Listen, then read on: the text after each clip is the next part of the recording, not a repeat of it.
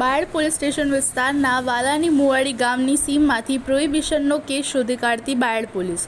નાયબ પોલીસ મહાનિરીક્ષક વિરેન્દ્રસિંહ યાદવ તથા પોલીસ અધિક્ષક શેફાલી બરવાલ અને નાયબ પોલીસ અધિક્ષક ડીપી વાઘેલા બાયડ વિભાગ દ્વારા ચૂંટણી અન્વયે જિલ્લામાં પ્રોહિબિશન તથા જુગારની તથા નશીલા માદક દ્રવ્યોની પ્રવૃત્તિ આચર કરતા ઇસમો પર રેડો કરી અસરકારક પરિણામલક્ષી કામગીરી કરવા સૂચનાઓ આપેલ.